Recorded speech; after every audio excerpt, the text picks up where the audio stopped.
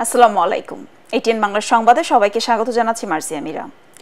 পৃথক হত্যা মামলায় সাবেক সংস্কৃতি বিষয়ক মন্ত্রী আসাদুজ্জামান নূর এবং সাবেক বিমান ও পর্যটন প্রতিমন্ত্রী মাহবুব আলীর জামিন আবেদন নাকচ করে তাদেরকে জেল হাজতে পাঠানোর আদেশ দিয়েছেন আদালত। মিরপুর থানার সিয়াম সর্দার হত্যা মামলায় তাদেরকে জেল হাজতে পাঠানোর আদেশ দেন আদালত। এর আগে বিকাল ৩টার দিকে তাদেরকে ঢাকার সিএমএম কোর্টে তোলা হয়।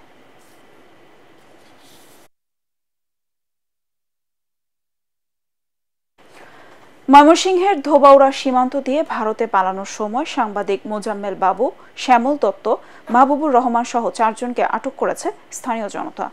গতরাতে সীমান্ত এলাকা থেকে তাদেরকে আটক করে পুলিশের কাছে সোপর্দ করা হয়। স্থানীয়রা জানায়, ময়মনসিংহের ধোবাউড়া উপজেলা হয়ে অবৈধভাবে ভারতে যাওয়ার পথে ৭১ টেলিভিশনের এমডি মোজাম্মেল হক বাবু, দৈনিক ভোরের কাগজের সম্পাদক শ্যামল দত্ত এবং ৭১ টেলিভিশনের সিনিয়র রিপোর্টার জেমসন মাহবুব ও তাদের বহনকারী প্রাইভেট কারের চালককে আটক করেন তারা। পরে তাদের ধোবাউড়া থানা পুলিশের কাছে সোপর্দ করা হয়।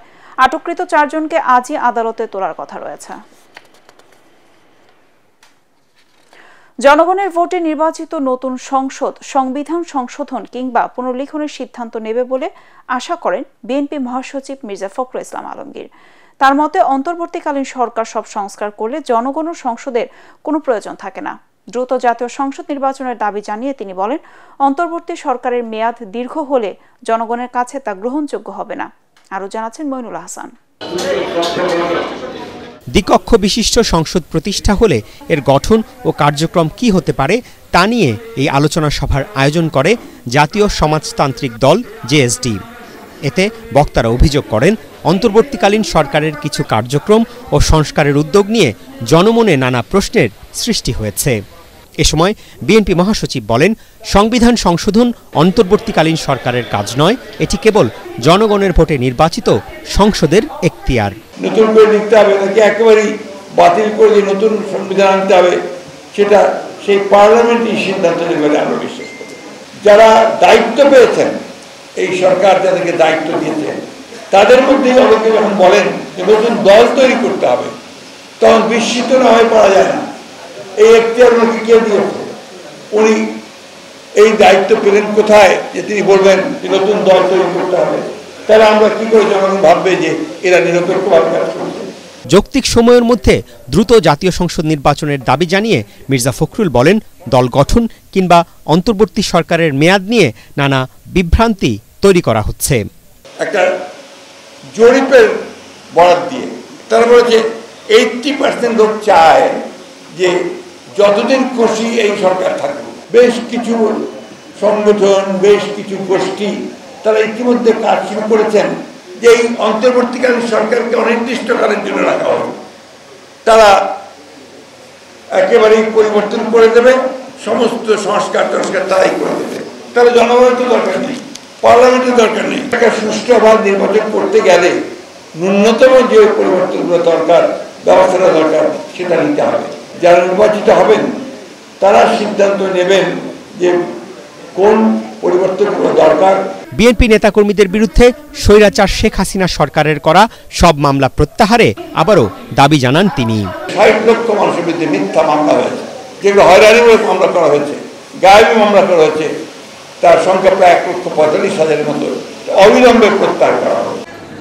পরে জুলাই আগস্টে ছাত্র জনতার গণ আন্দোলনে আহতদের দেখতে পঙ্গু হাসপাতালে যান বিএনপি মহাসচিব। এ সময় আহতদের চিকিৎসার খোঁজ খবর নেয়ার পাশাপাশি সব ধরনের সহায়তা নিয়ে তাদের পাশে থাকার কথা জানান মির্জা ফখরুল। প্রত্যেকটি পরিবারকে যারা শহীদ হয়েছে, আহত হয়েছে, তাদেরকে পুনর্বাসন করার জন্য। মইনুল হাসান, এটিএন বাংলা, ঢাকা। ধর্মীয় ভাবগাম্ভীর্যে সারা দেশে পালিত হচ্ছে পবিত্র ঈদে মিলাদুন্নবী।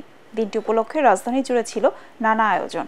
ওয়াজ, মিলাদ ও দোয়া মাহফিল সহ বের করা হয় ধর্মীয় শোভাযাত্রা, জশ্নে জুলুস। ইসলামী চিন্তাবিদরা বলছেন, মহানবী হজরত মুহাম্মদ সাল্লাল্লাহু আলাইহি সাল্লামের জীবন ও আদর্শ মেনে চললেই ইহকাল পরকালে মুক্তির পথ। রিপোর্ট করছেন মাজহারুল হক মুহাসির। অন্ধকার আরবে এক আলোর দিশারি হয়ে পৃথিবীতে আজ থেকে ১৪০০ বছর আগে ১২ই রবিউল আউয়াল আগমন ঘটে এক মহামানবের। যিনি ইসলামের মহানবী, যাকে সৃষ্টি না করলে সৃষ্টি হতো না এই ধরনী। এই উপলক্ষে প্রতি বছরের মতো এবারও রাজধানী জুড়ে ছিল নানা আয়োজন। মিরপুর, মোহাম্মদপুর, মতিঝিল, পুরান ঢাকা সহ বিভিন্ন এলাকা থেকে বের হয় জশ্নে জুলুস বা আনন্দ র্যালি।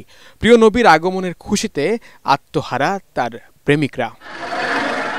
আজকে আমরা নামাজ পড়ব, তাহলে মিলাদ করব আর দোয়া করব। আল্লাহর রাসূল যদি দুনিয়াতে জাহুর না হতেন, এই দিনে আল্লাহ রাসূল জাহুর হয়েছিলেন, এর জন্য সেটার আনন্দ উদযাপন করার জন্য, জাশন মানানোর জন্য আমরা এখানে এসেছি। আমরা যতদিন বেঁচে থাকবো, এটা আমরা আশিক রাসূলের মনোভাব যে আমরা সারা জীবন এটা পালন করে থাকবো ইনশাআল্লাহ।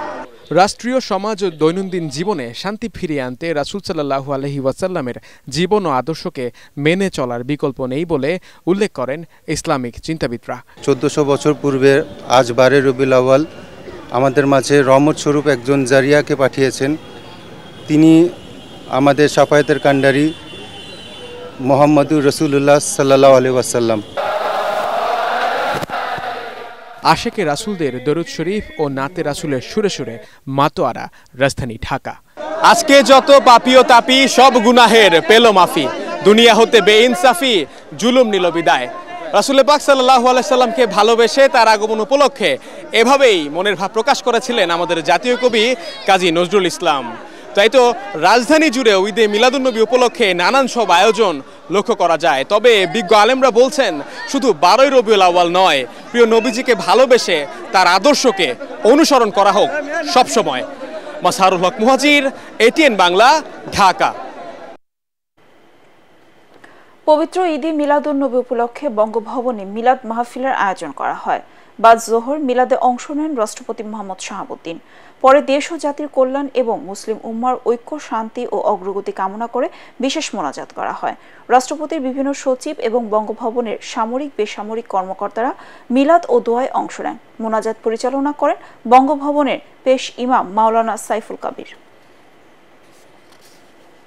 রংপুরের বেগম রোকেয়া বিশ্ববিদ্যালয়ে ভিসি নিয়োগের দাবিতে নগরীর মডার্ন মোড়ে সড়ক অবরোধ করেছে শিক্ষক শিক্ষার্থীরা।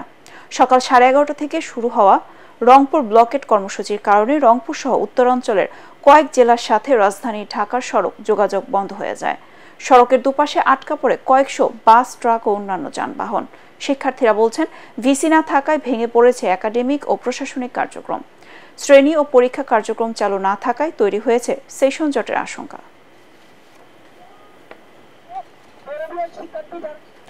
পরবর্তী সংবাদ দেখার আমন্ত্রণ জানিয়ে এখনকার মতো শেষ করছে এটিএন বাংলা সংবাদ। ইউটিউবে দেখতে ব্রাউজ করুন a2/ATN বাংলা নিউজ। ধন্যবাদ সবাইকে।